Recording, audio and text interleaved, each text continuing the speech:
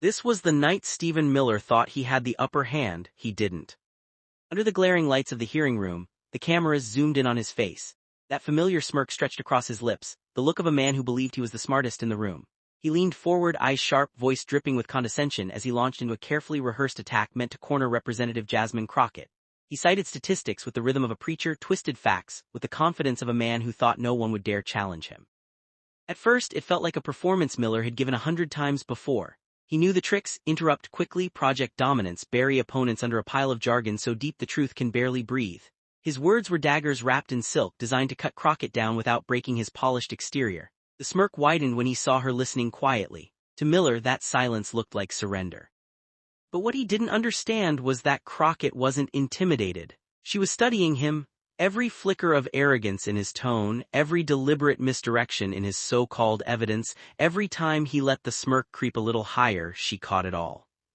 And the room caught it too. The audience shifted in their chairs. Some leaned forward, sensing tension building. Even through the television screen, viewers could feel the stakes. Was this going to be another night where arrogance drowned out truth, or was something different about to happen? Miller doubled down, interrupting before she could finish a word, layering one accusation after another. He thought he was tightening the trap. He thought he had her boxed in. His allies behind him nodded approvingly, certain their champion was untouchable. Then came the pause, that brief, icy silence after his final jab. Miller sat back, smirk planted firmly, convinced the stage belonged to him. Cameras froze on his face, the picture of overconfidence. But within minutes, that smirk would vanish. Because what Jasmine Crockett unleashed next would leave him, and the entire room, speechless. The clash between Stephen Miller and Jasmine Crockett wasn't just another political skirmish. It was a mirror held up to America itself. Immigration, race, democracy, these weren't abstract talking points here. They were the heartbeat of the nation, and this hearing became the stage where the battle lines were drawn. For years, Miller had cultivated his image as the ruthless architect of hardline policies, the strategist lurking behind closed doors, the man who could spin law into weapon. To his supporters, he was sharp, disciplined, almost untouchable. To his critics, he was the embodiment of cruelty dressed in a suit, the kind of operator who could smile while dismantling the lives of families at the border. When he walked into the room that day, his reputation walked in with him, intimidating, deliberate, and certain of victory. Crockett, on the other hand, had been painted in the opposite light. Opponents scoffed at her. They called her unprepared, too emotional, too inexperienced to go toe-to-toe with a figure like Miller.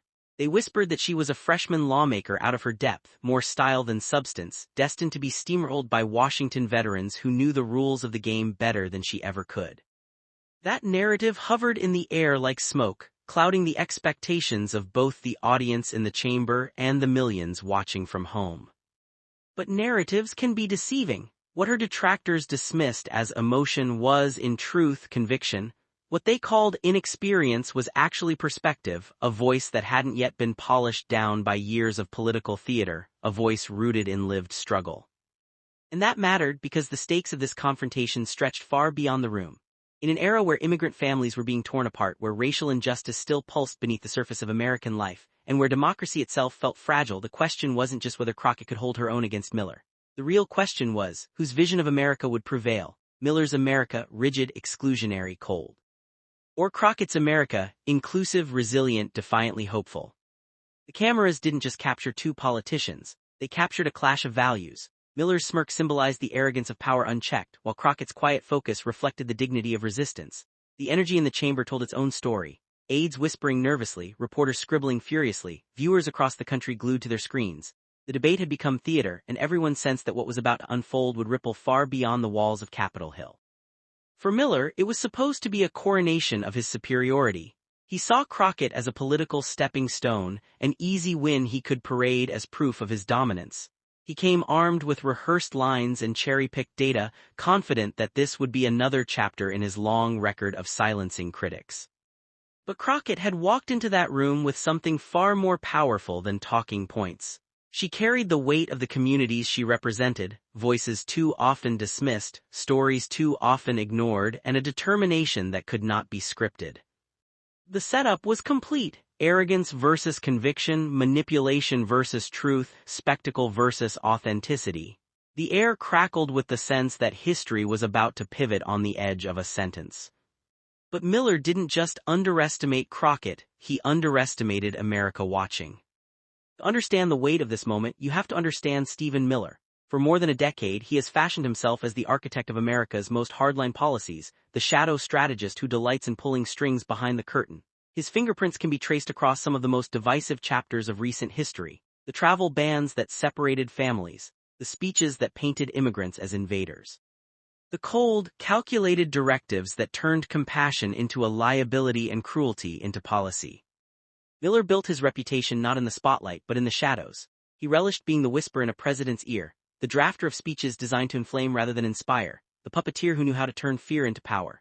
He wasn't the kind of politician who cared about applause lines or campaign rallies. His stage was the legal framework of government itself, where he could insert clauses and provisions that quietly reshaped lives. He was the man who turned bureaucracy into a weapon. To his admirers, this made him brilliant. They praised his precision, his discipline, his ability to stay on message. He was often described as the most prepared man in the room, a master of rhetoric who could bend arguments to his will. To his opponents, however, he was something far darker, a zealot who cloaked cruelty in eloquence, a tactician whose victories always came at the expense of the vulnerable. And yet, for all his posturing as a strategist, Stephen Miller carried a flaw, one visible only when he was confronted with unvarnished truth. Time and again, when pressed by those unwilling to play by his script, his carefully built facade cracked. The man who prided himself on being unflappable became defensive, terse, even rattled. Beneath the layers of calculation was a simple truth: Miller's strength existed only in controlled environments. When the script was torn up, when someone stood toe-to-toe with him, armed not with jargon but with conviction, his arrogance became a liability. The contradictions are glaring. Here was a man who claimed to be the intellectual bulwark of a movement, yet relied on the same recycled tropes about immigrants and race, arguments that had been debunked countless times. Here was a strategist who claimed mastery over policy, yet whose policies repeatedly faced legal challenges and moral outrage, collapsing under the weight of scrutiny. Here was a man who wielded fear as a tool of control, yet seemed to fear more than anything being truly challenged in public. His speeches dripped with certainty, but certainty is not the same as truth. He loved the sound of his own voice, the cadence of authority, but authority without justice is fragile, and it was that fragility, hidden behind the smirk, that made his presence in this clash with Jasmine Crockett so precarious. Because Miller entered that room not as a humble participant in dialogue, but as a man convinced of his superiority. He saw himself as the seasoned architect facing down a rookie. He had in his mind already won. To him, Crockett was a temporary obstacle, a box to check, another moment to showcase his sharpness before retreating to the safety of his echo chamber. But the problem with arrogance is that it blinds you. Miller didn't see the shifting tide in America, a public less willing to accept divisive rhetoric, more ready to rally behind figures who speak with authenticity. He didn't see that his same old lines had lost their sting, that his tricks had become predictable, his tactics tired. He didn't see that in Crockett he wasn't facing a novice, he was facing a woman forged by battles far more grueling than anything Miller had endured. And so, as he launched into his attack, smirk plastered across his face, Miller carried with him not only his reputation but also the weight of his contradictions. He was the strategist who feared improvisation, the architect whose designs crumbled under light, the man who prided himself on winning arguments yet so often lost when confronted with moral clarity. For years, Miller had operated like a villain from central casting, thriving on division, cultivating outrage, wielding power with a cold detachment.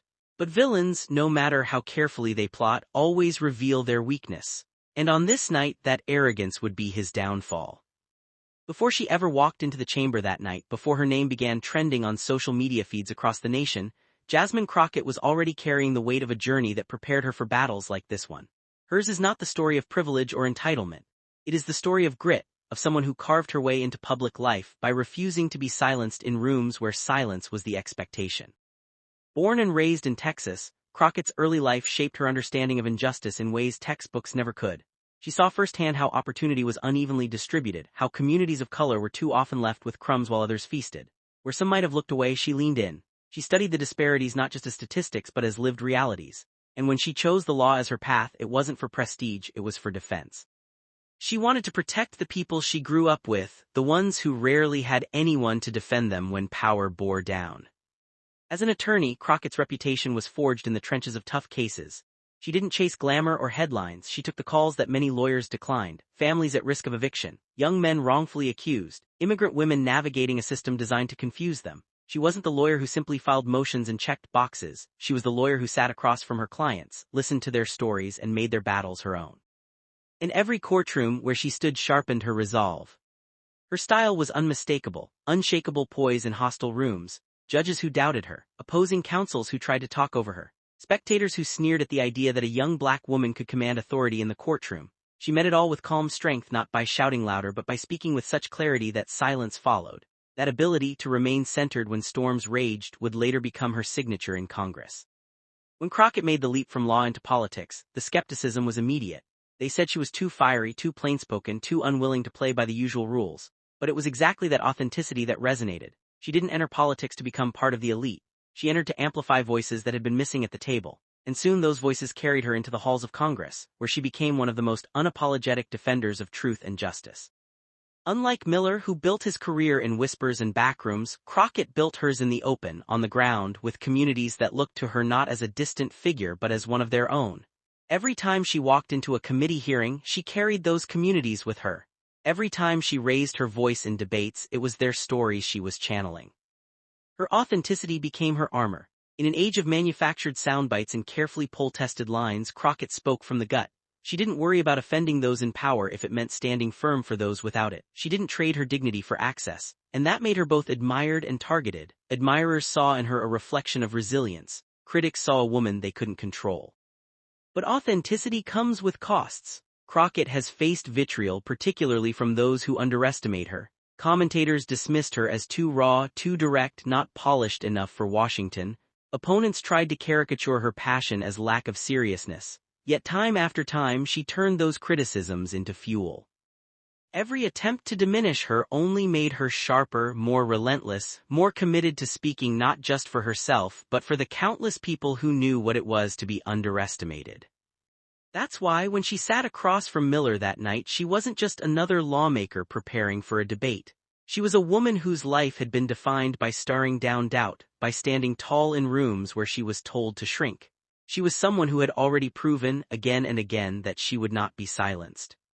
And unlike Miller, who projected strength from a place of arrogance, Crockett projected strength from a place of lived struggle. She didn't have to posture, she didn't have to hide behind statistics. She didn't have to manufacture gravitas. It radiated from her story, from her years of defending the vulnerable, from the trust her community placed in her. To understand Crockett is to understand why millions root for her. She is not simply a politician, she is representation incarnate. She is proof that the underestimated can become the unstoppable, that the silenced can become the loudest, that authenticity still has a place in a political landscape drowning in performance.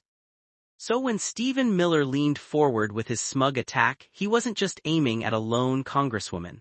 He was aiming at every client she ever defended, every community she ever fought for, every young person who ever looked at the system and wondered if someone like them could ever break through.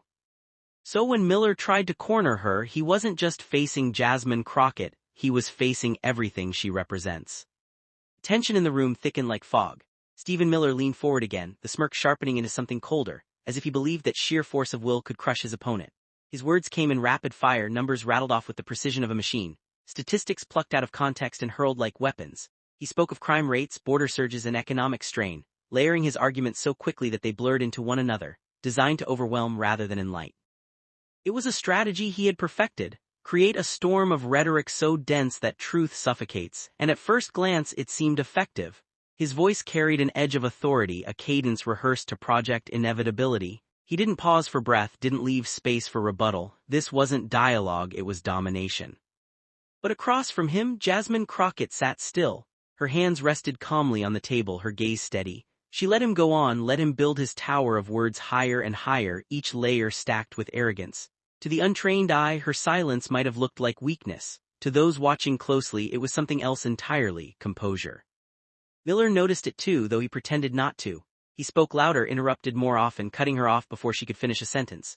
Every time she opened her mouth, he lunged to reclaim the floor. He thought that talking over her meant winning. But beneath the bluster, the cracks began to show. His tone grew sharper, his interruptions less strategic and more desperate. The cadence faltered, the one smooth delivery snagging on the edges of Crockett's calm. The audience could feel it, the imbalance of power beginning to shift. Reporters glanced at one another, sensing that Miller's performance wasn't landing as he'd hoped. Viewers at home saw through the tactic, the drowning out of a woman's voice, the attempt to bury her under noise. On social media, reactions flickered in real time. He won't let her speak. This is bullying, plain and simple. Still, Crockett didn't flinch. Every barb Miller threw, she absorbed. Every interruption she endured. She allowed him to reveal himself, to peel back the mask of control until what remained was unmistakable arrogance unraveling in real time. It was a masterclass in patience, the quiet before a storm that everyone could sense was building. Miller mistook her silence as submission, and that was his fatal error. He thought he was winning. He thought he was writing the story, controlling the scene, tightening the trap. But in reality, he was digging it deeper, setting himself up for the moment when Crockett would finally unleash the response she had been holding back. The room grew restless. Even the smirk on Miller's face seemed to strain under the pressure of its own performance. He pressed harder, his words coming faster, his interruptions sharper, but the more he spoke, the more obvious it became that he wasn't dismantling Crockett, he was exposing himself. She leaned back slightly, hands folded, a faint expression of patience crossing her face. It was the look of someone who knew the storm would soon shift direction, and those watching knew it too. The suspense was unbearable, the sense that something seismic was about to erupt. And then Crockett began her counterattack. The silence before her words was almost unbearable. The air in the chamber hung heavy, Miller's voice still echoing faintly in people's ears, his flood of statistics and half-truths stacking on top of one another like a wall. For a moment it seemed as though he had succeeded in drowning her out. But then Jasmine Crockett leaned forward, her voice measured, calm, and cutting through the noise like a blade through glass. "Mr. Miller," she began, her tone deliberate, "you keep speaking of numbers, of percentages, of faceless data points, but behind every statistic is a human life. And your policies, your so-called strategies have never protected those lives, they've broken them."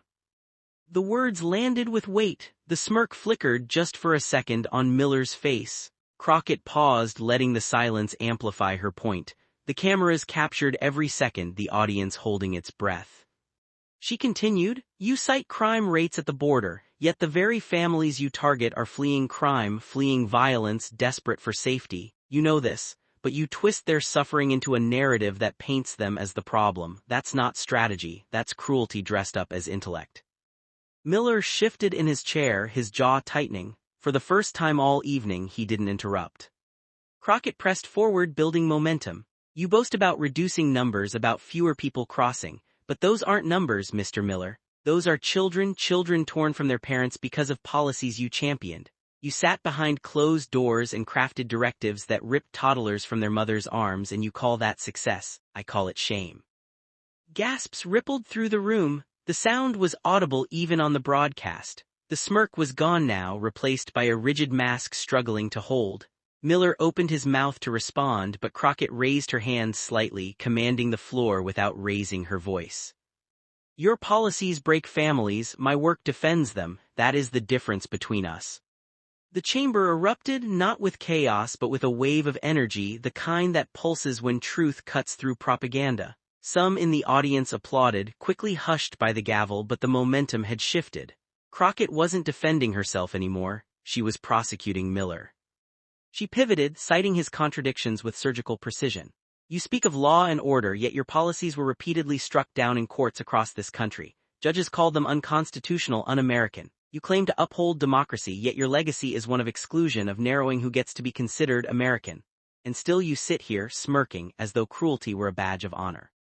Miller's composure cracked. His hand twitched against the table, his voice finally breaking in with a defensive, "That's not." But Crockett didn't yield. She leaned in, her tone firm but unwavering. "No, sir, you've had your time, you've spoken your rehearsed lines, rattled off your memorized figures. Now it's time we speak about reality. You cannot escape it. The American people see through it." The crowd murmured again. Reporters scribbled furiously, sensing the headline moment unfolding. On social media, clips of her words were already being cut and shared. "Your policies break families, my work defends them." Within minutes, hashtags would explode, but inside the room the effect was immediate. Miller reached for his statistics again, grasping at the only lifeline he knew. "The data clearly shows." Crockett cut him off, her voice sharper now.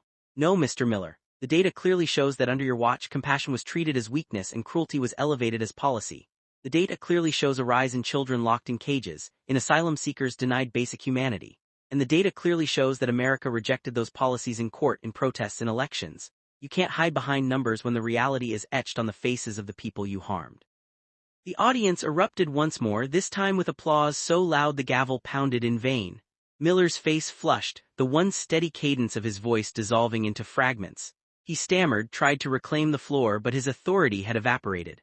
His carefully constructed persona of control crumbled under the weight of Crockett's calm, devastating clarity. She didn't shout, she didn't grandstand. She spoke with the steady conviction of someone who had lived the struggles Miller dismissed. That authenticity was her weapon, sharper than any statistic he could muster.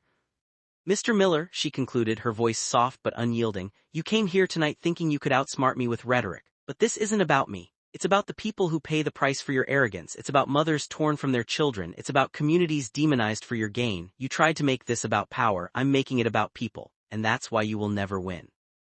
The room fell into stunned silence. Even the cameras seemed to hesitate, lingering on Miller's face, beads of sweat forming at his temple, his lips pressed tight as if searching for a response that wouldn't come. For a man who prided himself on always having the last word, the absence of one was damning. In living rooms across the country, viewers sat upright, transfixed. On phones, the clip circulated within seconds, captions blazing, "Crockett destroys Miller." On Twitter, hashtags multiplied. TikTok edits paired her words with music, framing the moment as a cinematic takedown. Miller's unraveling was not just seen, it was shared, replayed, and immortalized. The debate that had begun as his stage had transformed into her triumph. The strategist had been outmaneuvered not with tricks but with truth. The villain, once so certain of victory, sat exposed, and the hero, steady and unwavering, had delivered the moment that no one in that room or the nation would forget. But Crockett's words didn't just silence Miller, they ignited a firestorm across the nation. The chamber may have fallen silent, but outside its walls the noise was deafening. Within minutes of Jasmine Crockett's takedown, the clip had already hit social media feeds like a lightning strike. Twitter timelines filled with fiery captions. "Crockett ends Miller's career in under 5 minutes. TikTok users layered her words over triumphant music, splicing her calm stare against Miller's unraveling smirk. Instagram Reels replayed the moment she declared, "Your policies break families. My work defends them," each edit framed like a movie trailer. By the end of the night, a new hashtag dominated every corner of the internet, Crockett clapback. It wasn't just trending, it was everywhere. Teenagers lip-synced her speech for memes. Political influencers broke down the debate frame by frame. Even late-night comedians cut in live with fresh monologues, unable to resist the cinematic symmetry of Miller's smirk dissolving into silence. Cable news scrambled to catch up. On MSNBC, pundits marveled at Crockett's composure, calling it a textbook case of truth dismantling propaganda. CNN replayed the exchange in heavy rotation, their analysts shaking their heads at Miller's uncharacteristic stammering. Even on networks that leaned right, the spin came wrapped in visible discomfort. One conservative host admitted, Miller was unprepared for how calm and fact-driven Crockett was. He expected outrage. He got precision. Perhaps the most telling reactions came from Miller's allies.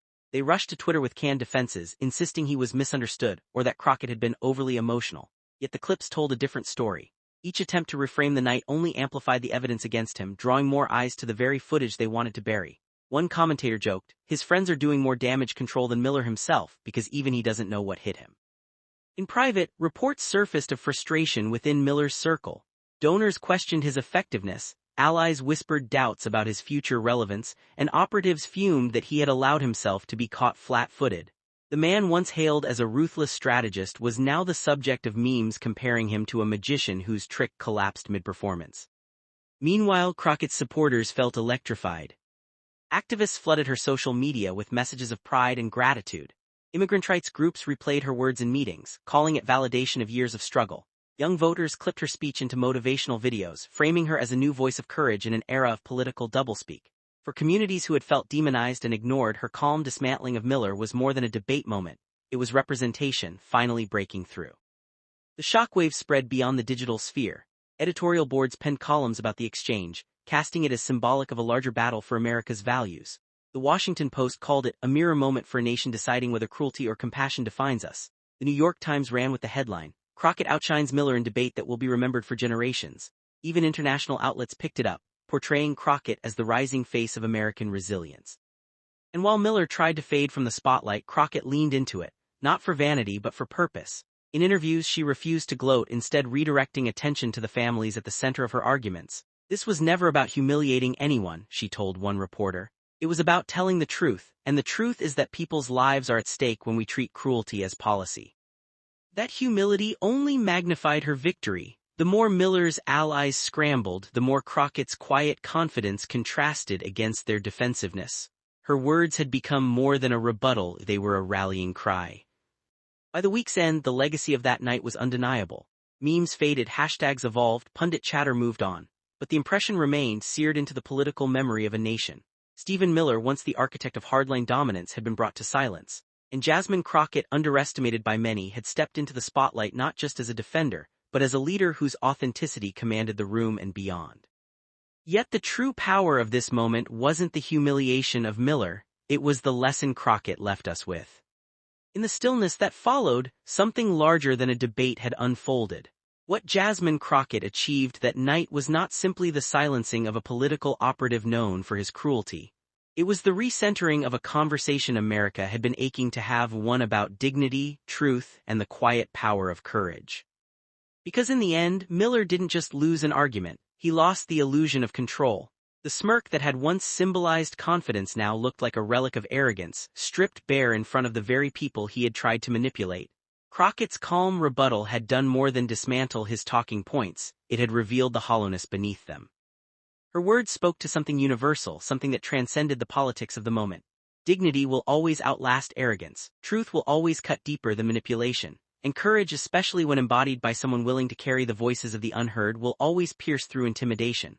That is why her victory resonated so profoundly. It wasn't about party lines or personal rivalries, it was about values. For millions watching, Crockett became more than a congresswoman sparring with a strategist. She became a mirror of resilience, a reminder of what it means to hold your ground when the weight of power is trying to crush you. She became the embodiment of a lesson America too often forgets, that the strength of our democracy does not come from those who shout the loudest, but from those who stand their ground with truth and integrity. Even the imagery of the moment told a story. On one side, a man leaning forward, frantic, interrupting, desperate to dominate.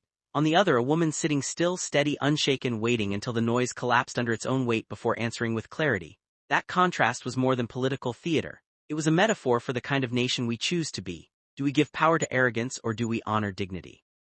Crockett's message was clear. Leadership isn't about who can throw the sharpest insult or drown out the other voice. Leadership is about who can carry the truth, even when it is inconvenient, even when it risks ridicule. And in that chamber she carried it for everyone who had been told their voice didn't matter, for every family fractured by cruelty, for every young person watching who wondered if resilience could ever triumph over intimidation. The debate may have ended, but its meaning stretched far beyond that night. Viewers left with more than entertainment. They left with a reminder that arrogance is temporary but dignity endures. They left with a sense that truth, when spoken with courage, has the power to pierce through the fog of manipulation. They left knowing that courage doesn't always roar, sometimes it simply refuses to be moved. And so, Jasmine Crockett's victory wasn't just in dismantling Miller's argument. It was in proving that authenticity still matters, that in a world where spin and spectacle often dominate, the quiet force of resilience can still command the stage. For Stephen Miller, the loss was personal, but for the nation, the lesson was collective, because when Crockett stood her ground, she wasn't standing alone. She was standing with every American who still believes that justice, compassion, and truth are stronger than fear. And for millions watching, that was the moment everything changed. This was the night Stephen Miller tried to outsmart Jasmine Crockett, and instantly regretted it. His smirk, his swagger, his carefully rehearsed talking points, all of it crumbled when faced with the calm strength of a woman who carried not just her own voice, but the dignity of millions who refused to be silenced. Moments like these are more than political theater. They are reminders of who we are and who we choose to be as a nation. Do we side with arrogance or do we stand with dignity? Do we allow manipulation to define us or do we hold fast to truth? On that night, Jasmine Crockett showed us the answer. And now, it's our turn to carry it forward. If you believe dignity will always triumph over hate, share this story. Let it be heard not just in the halls of Congress but in homes, classrooms, and communities across America. Because when voices like Crockett's rise, they remind us all that justice is not just an idea, it is a choice we make together. This channel exists to amplify those voices, to shine a light on truth where others try to cast shadows. If you want to be part of that movement, subscribe, join this community, and help us ensure that stories like this are never drowned out by noise or arrogance. Because in the end, one lesson always holds true: when the arrogant try to outsmart justice, they always regret it.